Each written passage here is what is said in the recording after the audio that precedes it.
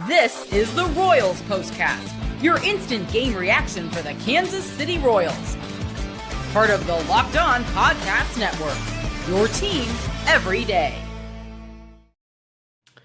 Welcome in. It is another edition of the Locked On Royals Postcast here on the Locked On Podcast Network, your team every day. I'm your host, Chance Liebau, here to bring you reaction to every single Royals game the rest of the way as the Royals fell about 2-3 minutes ago by a final score of 6-3. They pushed there at the end to make it interesting, made it a safe situation. Devin Williams cleans things up in the end as the Royals fall 6-3. We'll be giving you these shows every single Royals game the rest of the way. You can follow me on Twitter at Chance Liebau. It is underneath my name here on the screen. If you're watching us live, shoot me a follow on Twitter/X. If you can't make a show live, don't worry. These episodes will be uploaded for you to listen to on demand wherever you get your podcasts. Before we get started, remember to subscribe to the channel, turn on our notifications so that you get an alert whenever we go live. Thanks for joining the show. Feel free to join the live chat and let me know your thoughts on the game. And if if things are a little slow, maybe we'll read your comment. We've got Tony in here. Appreciate you. Tony says, haven't missed a postcast yet. That's some dedication right there, Tony. That's some late nights and some afternoons. So I appreciate you for hopping on and being one of our dedicated listeners here to the show. We'll start out with our usual first segment of the show. It is what you'll be talking about. This is what you'll be talking about. I think the one thing that we're going to take away the most from this ball game today, obviously a disappointing loss for the Royals. You expected them to come out with a little bit more juice. Obviously not the way they wanted things to go. But Kris Bubic, who had been pretty much perfect. I don't want to call him perfect because he didn't throw any no-hitters or perfect games or anything. But I don't think you could have asked much more from Kris Bubic to start his season. Of course, the May American League Pitcher of the Month. Had an ERA below 1 that was Noah Cameron. An ERA in the 1.5 range for a while. I mean, he was making serious push to be a Cy Young candidate for a while.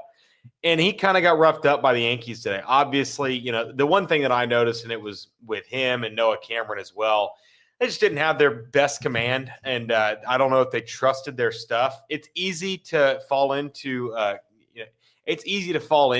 poor command when you're facing a bunch of, quote, savages in the box. I think that they might not have trusted their stuff, whether talking about Noah Cameron and Kris Bubic, who neither one of them had starts that we had kind of seen from them to this point this season.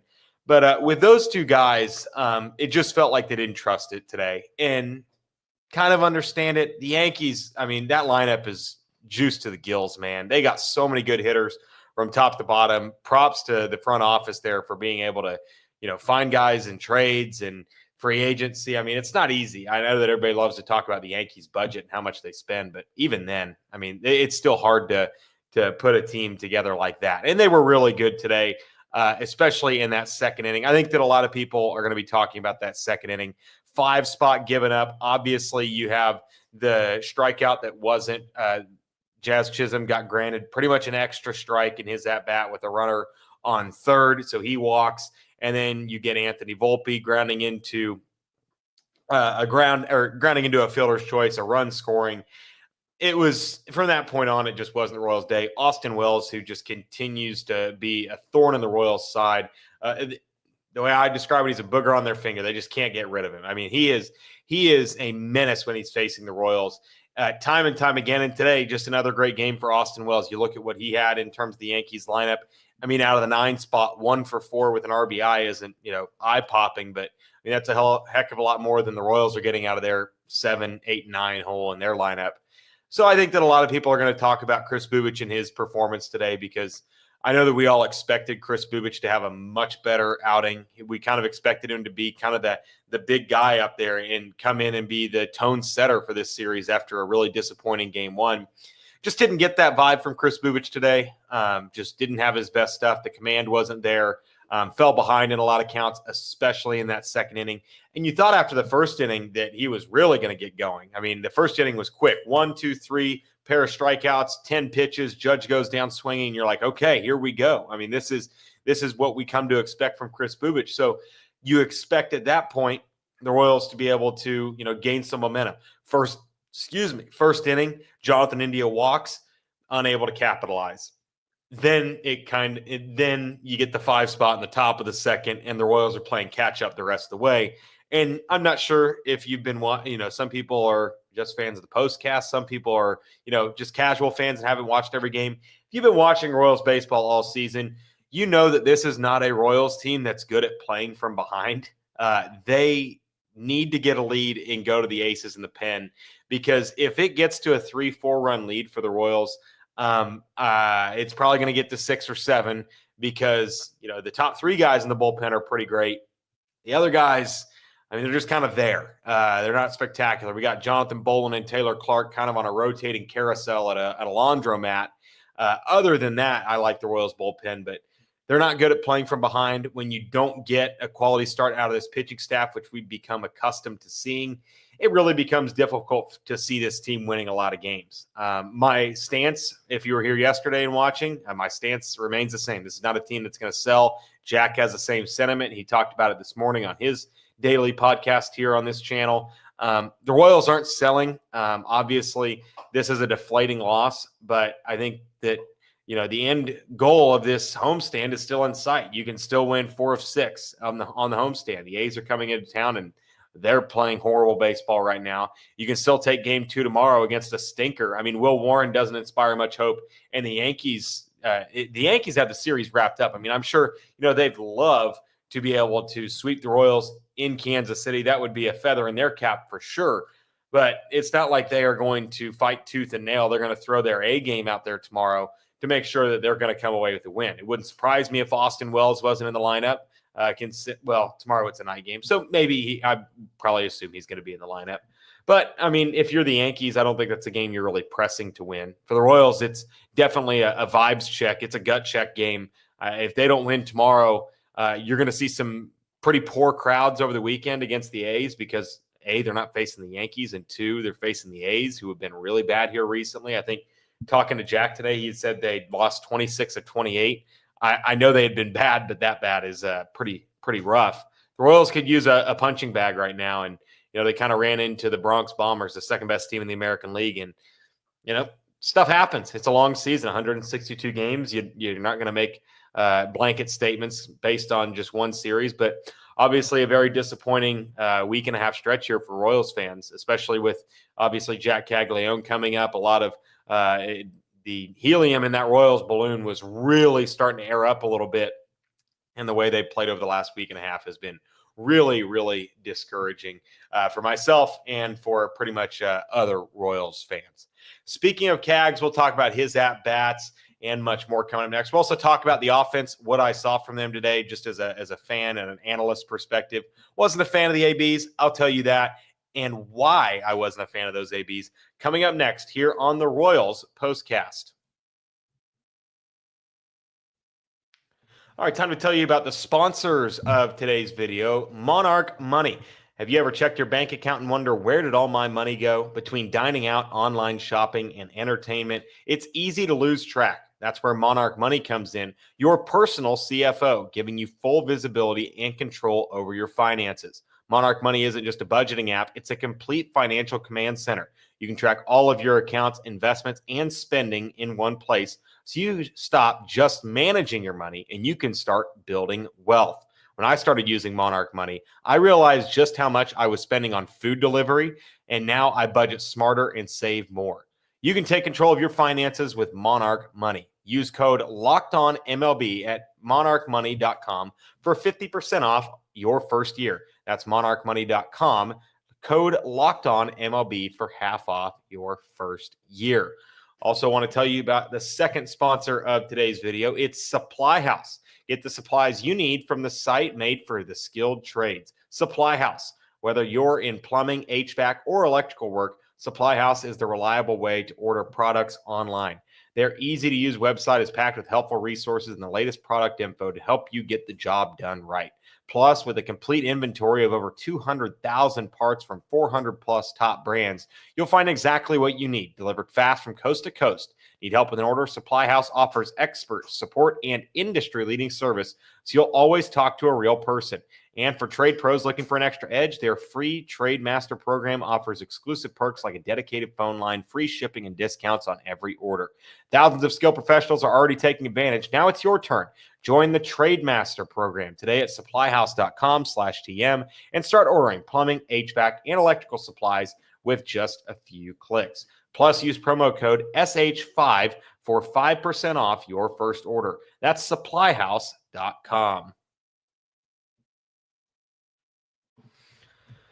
All right, Royals lose 6-3 tonight. Obviously, not very happy with that performance. I think we are. So I think the running record now for postcasts, obviously, so they took.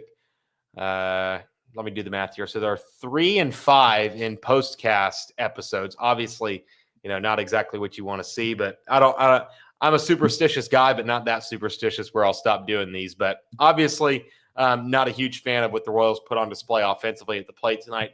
I was at the ALDS game last year when they faced Clark Schmidt.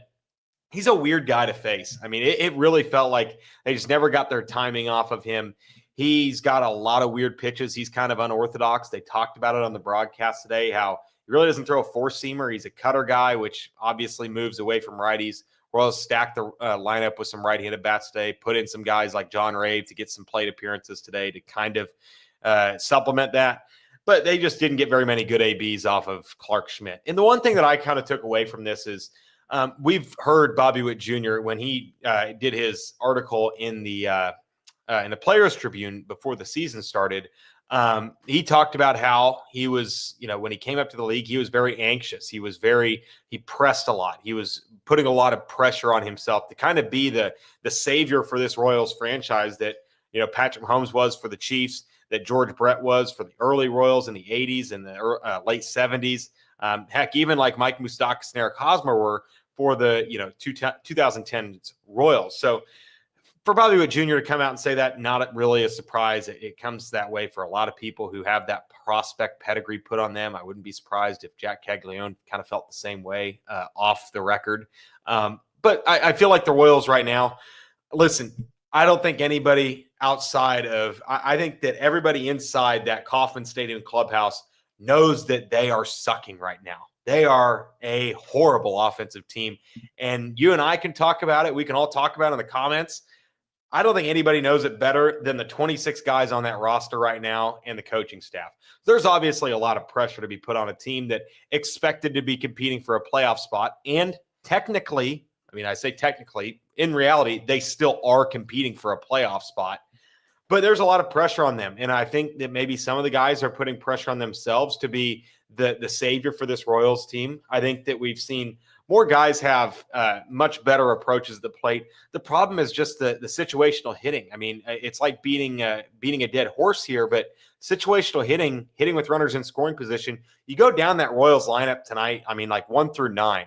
Jonathan India has been scorching hot. Bobby Witt Jr. has been kind of, Bobby Witt Jr.-ish. He's been, teetering between, 2 for 3, 1 for 3. He's been okay for his standards. Vinny has been, he's the reigning AL player of the week. Michael Garcia has been a steady hand in that 3-hole or wherever they put him in the lineup. You get Salvi, who really has struggled to a degree this season, especially with runners on base. He's like a walking double play when he comes up to the plate at times. Obviously, the 2-run home run tonight is very exciting I'm sure a lot of Royals fans are happy about that. But this offense, and then Cags has had some good plate appearances. Then you get down to the nitty gritty. John Rave has been really disappointing. I think he's bound for Omaha, whether it's, after this homestand or even before the A's series. Kyle Isbell, he's a singles machine. He doesn't walk, strikes out a lot. So you look at this lineup, you got some guys that are, I don't want to say getting hot, but are being fairly consistent for the most part at the same time. And that was kind of the issue early in the season. Bobby Witt Jr. was scorching hot, but Jonathan India wasn't getting on base for him, and Vinny behind him wasn't doing jack anything. He was horrible. So I think that you're running into a little bit of an issue right now with just situational hitting, runners on base. Everybody's trying to be the hero. They feel the pressure, whether it's internally, externally. They feel the pressure of trying to win baseball games and trying to get out of this slump that they are in. So I think that a lot of those guys are stepping up to the plate with pressure on their shoulders, putting, I don't want to say negative thoughts in their head, but they're really struggling to stay, this pitch, this play. And that's an old coach adage that is talked about way too much. But I mean, it seems like there's a lot of pressure internally on the Royals right now. You can see it with guys on base. They're trying to do so much. Bobby Witt Jr., Jonathan India gets on in front of him. You see Bobby Witt Jr. swinging at a low ball and popping it up into center field. Now, he had that good hit into center field that was overturned for Grisham. But there's been so many times this season where you get a good start to the inning. You get a leadoff base runner. You're like, okay, here come the Royals. Here come the Royals. And then pop out or strikeout or a double play. They really have struggled with runners on base this season. I'd be interested to look at the true numbers on that. Maybe I'll have to go out and look at those and bring you some numbers. But they just are not hitting well situationally right now. And I think that that's been the major issue with this team has been the fact that they just cannot get out of their own way. They're their own worst enemy right now. If I were a ground ball pitcher like Clark Schmidt or the kid they had throwing for the White Sox on Sunday, Adrian Hauser, who's pretty much a spare, and he's, not spectacular. He's just a ground ball guy. And I was facing this Royals team, I'd be like, hell yeah, let's go. I get to face a team that puts the ball in play and doesn't hit it that hard when they do, and I can get a lot of balls in play outs, and that's what the Royals have done so far this season. The one difference between the Yankees at-bats, the Royals at-bats, Yankees are really patient at the plate. And the one thing the Yankees do really well, and I don't know if it's a skill or just kind of the way that baseball is a weird sport. It's a round bat and a round ball, and you're supposed to hit it square. The one thing the Yankees do really well is they have long at-bats, because when they get bad pitches that are strikes late in the count with 2 strikes, their B swings, their C+ swings, they foul it off. They put it out of play or they foul tip it, which I don't think that's something you can practice. You don't practice foul tipping. But the Royals, when they have those swings, they're putting the ball in play. They're rolling over to short, and they're getting a double play. Like, that's just bad luck.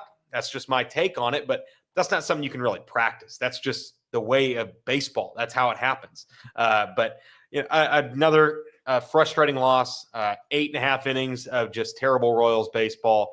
The bottom of the ninth was obviously a spark for some of the people that stayed. I'm not sure very many did, especially on a work night and out at the K. So if you went out to the game, let me know what the environment was like. It's a great week to go out to the games. Weather's been fantastic. I know that there was a potential rainstorm tonight, but I mean, the Royals are going to have a chance tomorrow night to salvage a series. They are going to need Seth Lugo to be much better than he has been, and they're going to need the offense to find a rhythm. And I would expect to see Freddie Fermin in the lineup tomorrow. I would expect to see Jac Caglianone still in the lineup.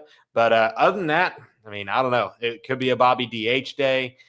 We could see Drew Waters in center. Maybe we see Drawn Rave in center. But there's going to be some changes coming, man. It's getting to be mid-July already. I don't know what changes are coming, but there's been some rough outings from the Royals offensively here in the last couple of weeks. Thank you guys all for tuning in. If you are listening to this after the fact, be sure to head over to the YouTube page. You can like, subscribe to the channel, and turn on the bell notifications so that you know when we go live every single postcast. We'll be back in this chair at this time, likely tomorrow night, as we will have reaction to the series finale between the Royals and the New York Yankees. Thanks again for tuning in. I'm Chance Liebau saying good night. You've been listening to the Locked On Royals postcast here on the Locked On Podcast Network.